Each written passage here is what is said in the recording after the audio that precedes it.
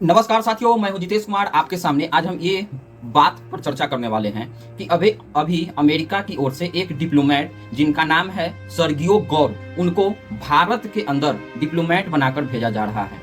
अगर अमेरिका से अभी इस परिस्थिति के अंदर एक डिप्लोमेट को भेजना, क्योंकि अभी जो स्थिति बनी हुई है भारत और अमेरिका के बीच में, इन दोनों के बीच में एक बहुत ही ज्यादा अभी डिप्लोमेटिक तरीका पर गैप आ गया है। और इस गैप के कारण जैसे अभी भारत और चीन क्या हो रहे हैं कि एक साथ जो दोनों लोग हैं, ये दोनों लोग एक साथ अब व्यापार करने लगे हैं। मतलब अब भारत और चीन के बीच में टेंशन कम होने लगा है। अगर जो अभी जिसको अमेरिका लड़वाना चाहता था भारत और चीन को, लेकिन अमेरिका के इस रवैये को देखकर भारत ने इस बात के लिए डिसीजन ले लिया कि हमें अभी किसी भी हालात में अपना जो स्थिति है उसको हम सभी लोग बरकरार रखने के लिए या देशवासियों के लिए हम किसी के भी सामने झुकने वाले नहीं हैं। क्योंकि अभी अमेरिका के जो डोनाल्ड ट्रंप हैं, वह अपने मेक अमेरिका जो ग्रेट अगेन जो उनका नारा है, उसके चक्कर में वह पुनः जितने भी विश्व में देश हैं उनसे अधिकतर अपना जो रिलेशन बहुत ही ज्यादा खराब करने वाले हैं।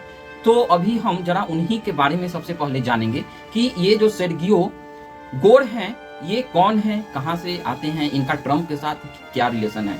देखिए, अगर ट्रंप सरकार भारत के अंदर कोई डिप्लोमेट भेज रही है, इसका मतलब ये कंफर्म हो जाता है कि ट्रंप के परछाई ही है जिसे भेजा जा रहा है भारत के अंदर में। वह इस बात के लिए बोला जा रहा है क्योंकि जो विचार ट्रंप के होंगे वही जस्ट अप्लाई किया जाएगा भारत के अंदर सर्गियो गौर के द्वारा। आखिर ऐसा क्यों बोला जा रहा है? क्योंकि यहां पर दो कंडीशन हो सकते हैं। एक कंडीशन तो ये हो सकता है कि अगर अमेरिका से राजदूत को भेजा जा रहा है, इसका मतलब ये हो गया कि उस सभी लोगों का एक जो ट्रेनिंग पर्पज होता है, वह ट्रेनिंग पर्पज ही होता है कि आपको कैसे किसी देश का रजीम चेंज करना है। तो आपको अगर इसके बारे में भी हम सभी लोग बात करेंगे, जैसे डोनाल्ड लो हो गए जो, और विक्टोरिया हो गई, ये सारे के सारे कैसे किस देश को बर्बाद किए हैं, आज हम उसके इसी वीडियो में आगे में बात करने वाले हैं। तो जो सर्गियो गौर हैं, उनका फुल नेम सर्गियो गोरेस्की है। यह मुख्य रूप से तनास्केंत, जो कि अभी तो एक देश है लेकिन यह यूएसएस का भाग हुआ करता था, जो सोवियत संघ में आया करता था। वहां पर उज्बेक सोसाइटी रिपब्लिक में जो आया करता था, ठीक है। ये उसके बाद यह यूनाइटेड स्टेट के अंदर अपने फैमिली के साथ 1999 में आते हैं। उसके बाद उनको वहां का रेसिडेंस मिल जाता है, सेटलिंग इन द यूएस। फिर ये जो है जॉर्जियस वाशिंगटन यूनिवर्सिटी से अपना वहीं पे पढ़ाई पूरा करते हैं। उसके बाद वाशिंगटन डीसी में भी ये काम कर चुके हैं। उसके बाद यह स्टूडेंट कंजर्वेटिव जो पॉलिटिक्स था उसमें इन्होंने हिस्सा लिया और यंग अमेरिकन फेडरेशन नाम के उन्होंने एक पार्टी का भी स्थापना किया था। उसके बाद जो है यह प्रेसिडेंट जो अभी डोनाल्ड ट्रंप हैं, इनके साथ इनका बहुत ही ज्यादा घनिष्ठ लगाव है, क्योंकि इनके जो अभी जो डोनाल्ड ट्रंप के बेटे हैं, जूनियर डोनाल्ड ट्रंप, उनके साथ ही यह काम भी साथ में किए हैं और एक जो है को फाउंडर एंड पब्लिशिंग कंपनी दोनों मिलकर आपस में चलाया करते थे।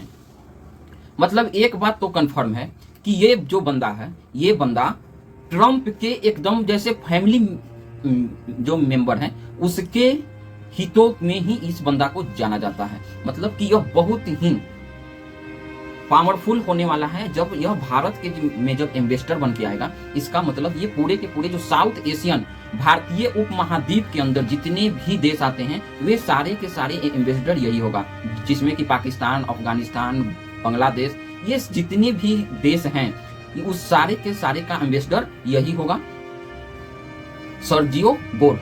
अब इतने जो बड़ा क्षेत्र है, इसको आखिर भेजा क्यों जा रहा है?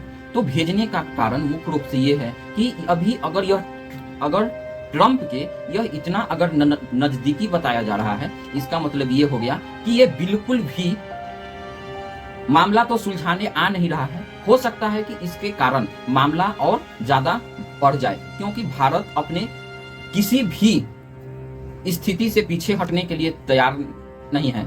और उसके साथ ही साथ भारत जो अमेरिका भारत के ऊपर दबाव बनाना चाहता है, तो उससे भी पीछे हटने वाला तो है नहीं। अब एक बार जरा हम सभी लोग बात कर लेते हैं कि इस जो एक बंदा है, इस बंदा का जो एज है वह मात्र अभी 49 ही है।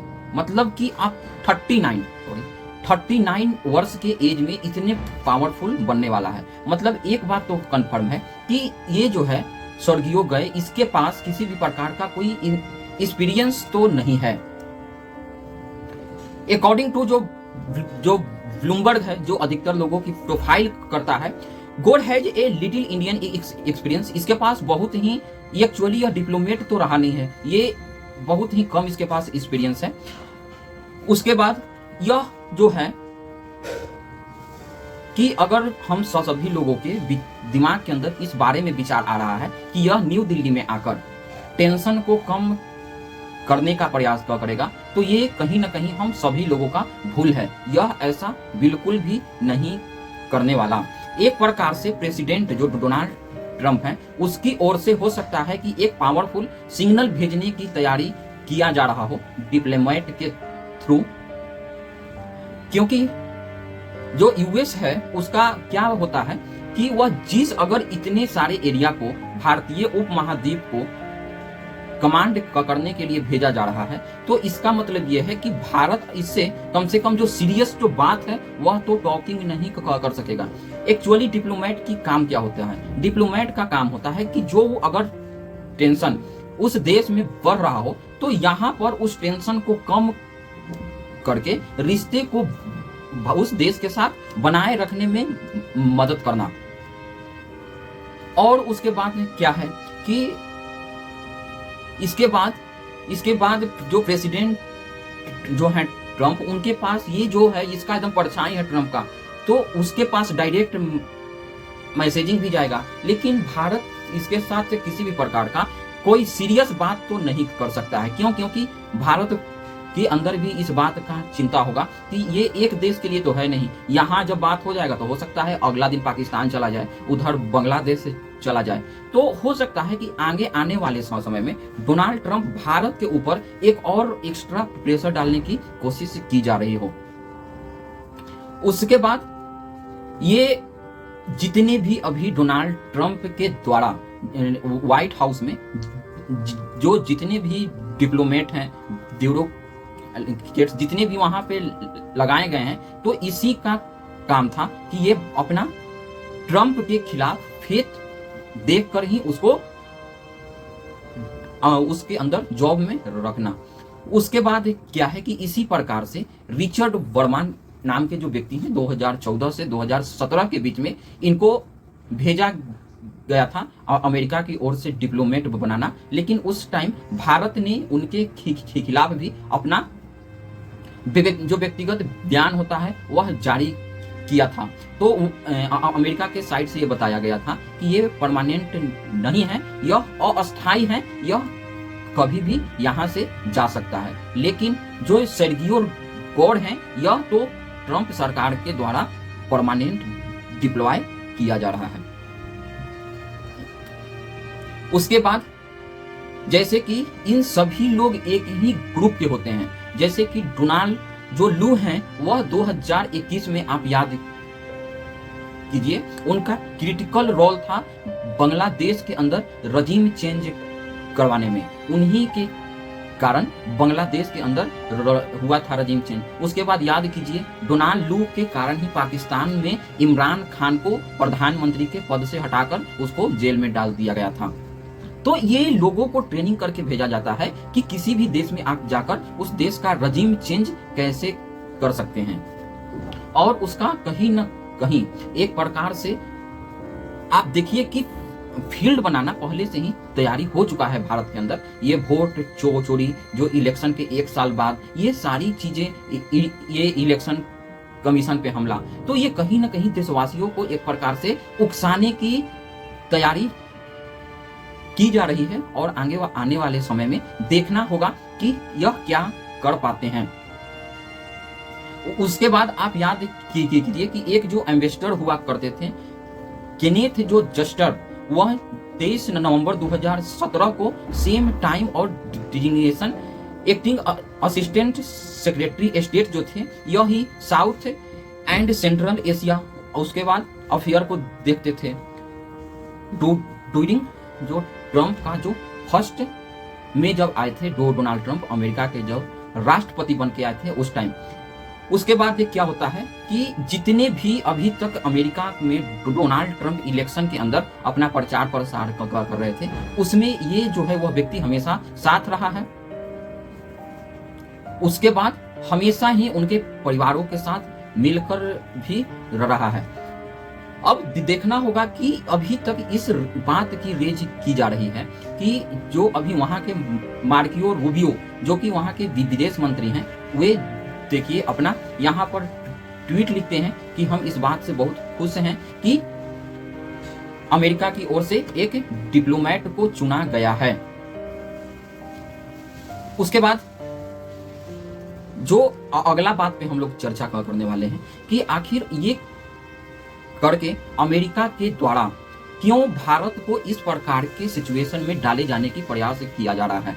तो इसके साथ स्पष्ट ये है कि अमेरिका अब दोनों देशों को, जैसे पाकिस्तान और भारत, ये जो दोनों देश हैं, ये दोनों देशों के एक ही कैटेगरी के अंदर डालकर रखना चाहते हैं, जबकि दोनों देशों के बीच में अब भी बहुत ही ज्यादा गैप है। जैसे वहां पर जो वहां पर पाकिस्तान के अंदर डेमोक्रेसी के नाम पे वहां पे फौज का शासन है, उसके बाद इकोनॉमिकली जो टाइज है उसके अंदर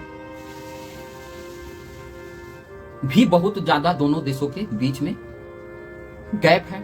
विक्टोरिया न्यूलैंड के आप नाम जानते होंगे, ये सारे के सारे विक्टोरिया जो न्यूलैंड है उन्हीं के कारण यूक्रेन के अंदर वहां पर तख्ता पलट किया गया था और उसके बाद ही जेलेंस्की को बैठाया गया था और उसी के कारण आज तक उस देश के अंदर युद्ध चल रहा है। उसके बाद डोनाल्ड ट्रंप खुद ट्वीट करके इस बात को जानकारी देते हैं और बताते हैं कि हमने अपने तरफ से एक अपना सबसे विश्वासी जो पात्र है वह भारत के अंदर एक डिप्लोमेट के तौर पे हम भेज रहे हैं। इसके बाद आगे ये होता है कि ये जो व्यक्ति है, इसको जो डोनाल्ड ट्रंप जो कि अमेरिका में एलॉन मस्क डोनाल्ड ट्रंप को जितवाने के लिए अपना बहुत सारा पैसा और रिसोर्सेज जो खर्च किए थे, तो उन दोनों के बीच में जो गैप आया था वह बताया जाता है कि इसी व्यक्ति के कारण वह गैप आया था। जो यह सर्गियो जो गोड़ है, इसी के कारण हुआ कि क्या था कि जो एलॉन मस्क जो थे वह चाहते थे कि हमने डोनाल्ड ट्रंप को जितवाने के लिए इतना ज्यादा पैसा का खर्च किया है, तो क्यों ना हम नासा के अंदर एक अपना व्यक्ति को बैठाएं, क्योंकि जो एलॉन मस्क का एक जो है कंपनी स्पेसएक्स, उस स्पेसएक्स को अधिकतर जो प्रोजेक्ट नासा की ओर से ही दिया जाता है और एलॉन मस्क सर्गोई गौर को सांप के नाम से बुलाते हैं। तो वह अपना एक व्यक्ति जो जर्डे स्मेक मैन नाम से था उसको वह बैठाना चाहते थे।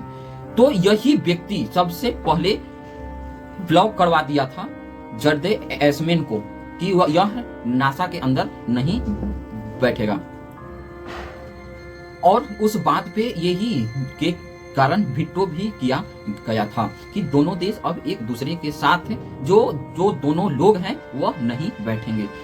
तो ये बताया जा रहा है कि ये बहुत ही पावरफुल है। यही एक ऐसा व्यक्ति है जो किसी भी टाइम एलॉन मस्क के ऑफिस में या घर में किसी भी टाइम बिना पूछे हुए आ जा सकता है। इसको किसी भी प्रकार से कोई रोक टोक नहीं है। उसके बाद ये लगभग 3 से 6 महीना के अंदर अपॉइंट कर दिया जाएगा भारत के डिप्लोमेट के तौर पे। उसके पहले इसको सेनेट होते हैं उनसे रिव्यू किया जाता है, उसके बाद कंफर्मेशन होता है, उसके बाद कमीशन होता है। तो अभी तो बहुत ज्यादा प्रक्रिया बाकी है लेकिन आगे जब आएंगे तो क्या ये भारत के अंदर रजीम चेंज करने के लिए आ रहे हैं कि कोई और बात से आ रहे हैं, ये तो आने के बाद नहीं पता चलेगा। आप इसके बारे में क्या बताना चाहते हैं हमें कमेंट के माध्यम से जरूर बताएं। हम अगले वीडियो में मिलेंगे। जब तक जय हिंद जय भारत। अंत में आप सभी लोगों से रिक्वेस्ट है, आप हमारे चैनल को ज्यादा से ज्यादा सब्सक्राइब करें, लाइक करें और शेयर कीजिए। जय हिंद जय भारत।